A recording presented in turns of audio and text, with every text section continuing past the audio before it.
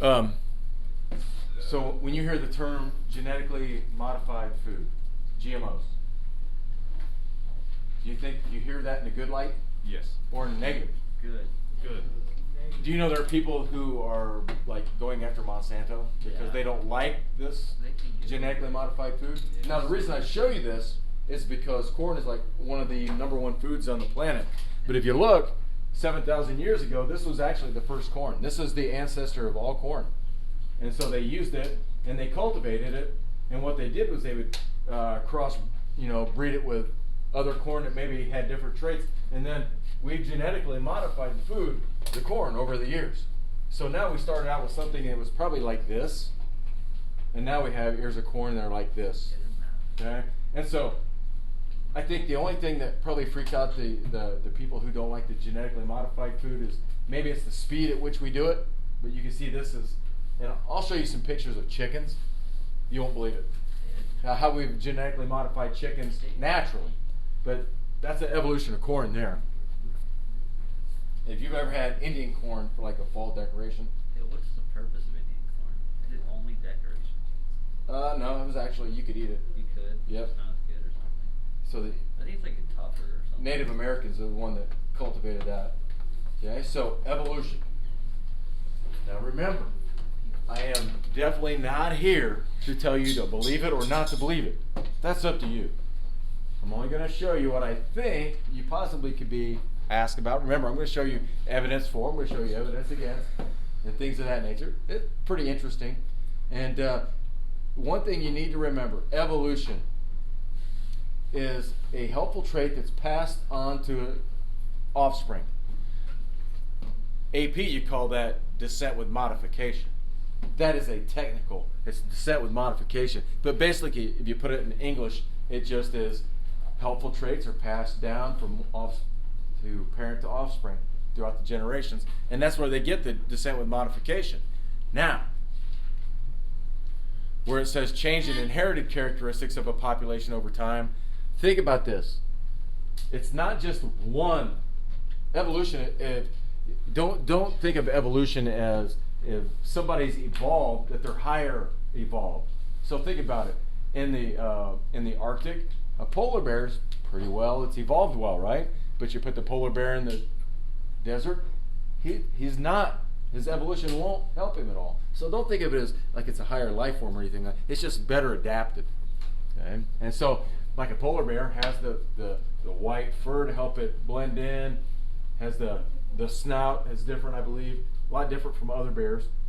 And then I want you to circle this word right here. Okay, population, because evolution, again, it starts with an individual, but just because an individual has a good advantage doesn't mean they're evolved. It's considered evolution when it passes through the whole population.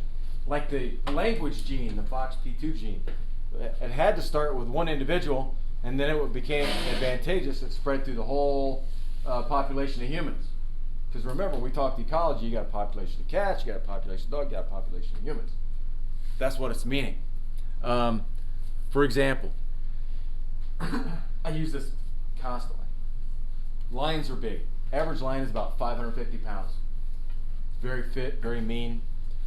But what if the world's most fierce lion, the biggest lion, the fastest lion, the strongest lion, the lion with the biggest teeth, but it was born without claws? It has a disadvantage, doesn't it? Even though it's big and fast and strong, it has a disadvantage. Is it going to survive? Probably. It'll be able to bring down, but think about it. If it's wanting to mate and it's got to fight for mates, without its claws, it's probably not gonna do much damage. So even though it's big, those traits will never get passed on because he will not be chosen by a female or be able to fight off other males. Okay, and that's one. But if he were big and strong and had just the right genes and all the claws, yeah, that stuff would get passed on. Okay, now when you see 4 modes, I want you to think of ways that evolution happens. So like if I say I'm going to go to Valpo tonight, what is my mode of transportation? Your car. My car, or it could be a truck, or it could be a jet. You see what I mean? Or bicycle. That's what it means. So think about that. Now, the first one, the first mode or way that evolution happens is called genetic drift. Now, we all know what it means to drift, right? If you take a note, you stick it in a bottle, put the cork in a bottle, you throw it in the ocean, can you say for a fact where it's going to land? No, but it's going to drift wherever it wants. It's a random drift. And so you think of that, your genes are going to drift. And it's a random thing. So evolution, they claim is random. It just happens. Okay? Now, are you comfortable with allele? Do you remember what the alleles are? Right? So if you get a capital B and a lowercase b, and there's one allele, different forms of the same gene, right? And so whatever that trait could be, if it's a random trait in the allele, and then if it's good, then the frequency is going to go up in the population. Now, I don't understand, there was probably, I'm going to guess, maybe 10,000 years ago, maybe people couldn't roll their tongue, but we know that's kind of a dominant trait now, and so now most people can do it. I don't know what the purpose is. I guess maybe just laugh at it. But that's something that has increased in frequency, and most of the population can do it. Okay? But it was due to some kind of random event. What? Random event made your tongue curl. In evolution, the events are usually disasters. You ever seen the movie Greenland? There's a movie out now, it's a newer one, called Greenland. Family's trying to get to Greenland because there's a massive comet that's going to hit the planet. So, if that were real, it couldn't happen. We have 7.5 billion people on the planet. If the comet that they said hit the planet, you might end up having 200 million people left at the end. Okay? That would change. That would alter evolution. So like right now, our culture, man, we don't have to struggle to survive. Right? Now that's kind of what evolution is about. Hey, get food, defend yourself. It's that push-pull. But we don't have to worry about it. We just go to the fridge, open it up. But if a disaster happened, then evolution would really kick in, and you're going to see it. So anytime there's a big disaster, you're going to lose some of your genetic diversity. In evolution, the more diverse, the more genes that are in a population, the healthier it is. That's Mother Nature. It's the way it is. You're going to have less mutations and things like that. It's a good thing. Now, something called a genetic bottleneck, and this still goes under genetic drift, the random drifting of genes. Now look at the picture. Tell me how the bottle on the left is different from the bottle on the right. Looks thicker, more blue. More blue, isn't it? Look, more yellow here. And you just say, okay, well, these are individuals. Well, look, there's definitely more yellow, definitely more blue. And so think of it this way. If you take that bottle and you just pour out, if you've ever done this with trying to get stuff out of a bottle, only a few will come out. And then let's say you stopped it, and then you'll notice that there's more blue than there is yellow. And so surviving individuals, the gene pool is a lot less.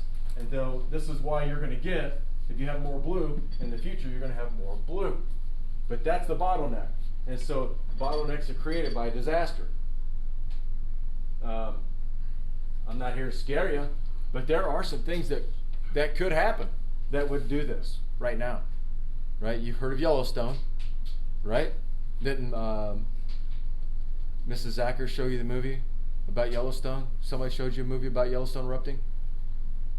As of about 23 years ago, I didn't even know it was a volcano. And so when I went there, I wasn't really worried. I knew the crust was shallow and was close to the heat of the earth, but now we found that's one of the biggest volcanoes on the planet, and they're having lots of earthquakes there. Not a good sign. That means rock is breaking and magma is moving. Not to scare you or anything like that. Okay? And just for giggles, if it were to happen in maximum effect, this country would be wiped out, and you would have this kind of an effect. And so we would have all these people, and it would dwindle down quickly to those. Never good. Here's another way to look at it. Here's your large gene pool, and then you have an event that happens. Remember, these are the things that really drive evolution, is these bottleneck events. There's your bottleneck, but only so many of them are going to live through it.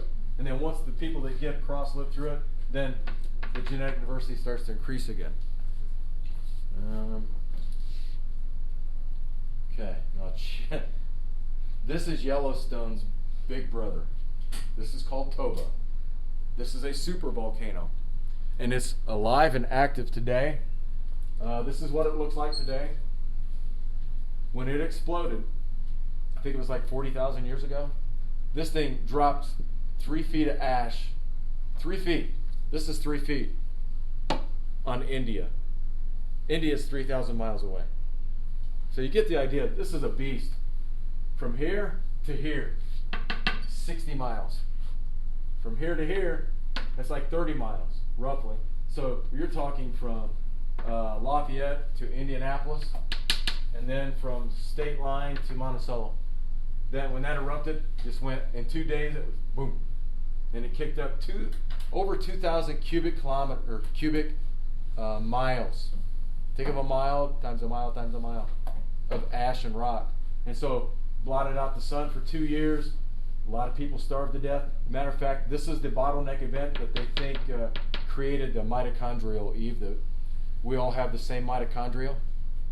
Our genetics and the mitochondria are the same. And it came from one woman. They've traced it to one woman. And they think it was about this time. But she came from Africa. So this is Indonesia. So if you know where that's at, think of Australia and go north a little bit. That's Indonesia. And you can see that the volcano is still alive because right there it is in the center. So that's a humongous event. And we're finding more and more and more of these things all over the planet. There's like 2 in Italy that are rumbling. There's one in eastern California that's rumbling. New Mexico has one. We don't have one here in Indiana. Okay, next one. Founder effect. Founder's effect. Okay, remember, small groups have fewer genes. Not really good. And the easiest way to understand this is if you look at the mice population, if they became separated by a river or whatever, you'll notice that there's more white mice here on this side, smaller group, but more white mice, and just one dark colored mouse. What do you think the trend is in the future for the color of the mice here? They're going to go white. Okay, that's the founder effect. Okay, same thing here. Here you have more dark mice than you have light white colored mice, and so they're going to trend to the darker. See, these are the founding populations. So here's a founder, and they're all going to try to probably trend white. Here's another founding group, smaller, but they're going to trend to the dark. Okay? And that's what this is saying up here. Okay. Now, everybody, have you ever seen the Amish people? Yeah. You see them sometimes. Even when we bought a dog from an Amish couple, and this guy had a killer wagon. You know how they pull the wagon? I mean, it had LED lights, it had the whole thing, and he was just proud of it. And he had the beard and everything. Well, what they started to finding that, well, the Amish, they don't like mixing with the regular population. And so things started happening due to the founder's effect. Look at the mutations. And so small groups, when they live in like a community and they only mate with people in the community, you start getting less and less diversity, and so little mutations can start showing up. Look at this, 16 toes. Petty. Can you imagine getting a petty? Can you imagine sitting and cutting all the nails? It'd take you 2 days. That's awesome. Good swimmer, probably. Check it out. But nowadays, this is called polydactyly. I believe that's how you say it. But anyway, and so what they've done now is the Amish people are finding ways to introduce to other Amish people in other communities where the genetic differences are more profound. Okay, but that's caused by the founder's effect. Okay, now the second mode is migration. I don't think I have to go into migration. I think you guys understand what migration is. Birds migrate. Buffalo used to migrate. Right? That's another way of spreading your genetics. Mutations that you see like right here, that's a mutation. Okay? Mutations can cause it. And again, if it's a good mutation, it's going to spread through the population, and it's considered evolution. And then the last one is natural selection. Natural selection is probably the biggest one that you see. Genetic drift would be the next one. And unless you studied like really heavy biology, you'd get into these. But this is the biggest engine of it. And the next biggest engine would be genetic drift. So check it out. If this is a lava flow, and you look at all the dark mice, well, natural selection says nature picks the winners. Well, you can obviously tell which mice are going to lose. That common sense. Look at this. They stick out like sore thumbs. Hawk's going to come down, wipe them out. Look what happens. And so the ones that are left, they pass on their dark colored genes. And now we study this, and we know this is a fact. That if we like take this and we take the mice and put them in like a sandy, light colored area, these would disappear, and then these would start to take over. It's wonderful. It's how it works. And it doesn't take long. Most people think evolution takes a long time, but this could take place inside of a few generations on the mice. Okay? And even in bacteria, it's like every bacteria will divide once every 9 minutes. It can happen quick with bacteria. They're very good at adapting. Okay, any questions? All right, I am done. The time is yours.